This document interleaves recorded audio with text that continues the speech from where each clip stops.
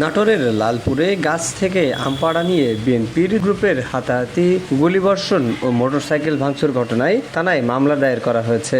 এই ঘটনায় দুজনকে গ্রেফতার করেছে পুলিশ। গতরাতে বিএনপি নেতা নাসির হোসেন বাদী হয়ে 18 জনের নাম ও অজ্ঞাত আরো 5-6 জনকে অভিযুক্ত করে লালপুর থানায় মামলাটি দায়ের করেন। লালপুর থানার ভারপ্রাপ্ত কর্মকর্তা মমিনুজ্জামান জানান, ফকির চাঁদ, বৈষ্ণব গোসাই সৎসঙ্গ সেবাশ্রমের বাগানের আম গাছ লিজ নেয় স্থানীয় বিএনপি নেতা নাসির হোসেন।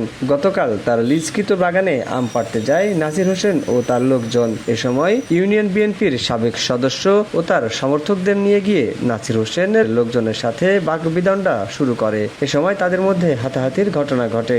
এক পর্যায়ে মিল্টন সমর্থকরা কয়েক রাউন্ড ফাঁকা গুলি বর্ষণ করে মোটরসাইকেল ভাঙচুর করে চলে যায়। খবর পেয়ে আইন শৃঙ্খলা বাহিনীর সদস্যরা ঘটনাস্থল পরিদর্শন করেন এবং ঘটনাস্থল থেকে 2টি গুলির খোসা উদ্ধার করেন। এ ঘটনায় নাসির হোসেন বাদী হয়ে মিল্টন সহ 18 জনের নাম ও অজ্ঞাত আরও 5-6 জনকে অভিযুক্ত করে থানায় মামলা দায়ের করেছে।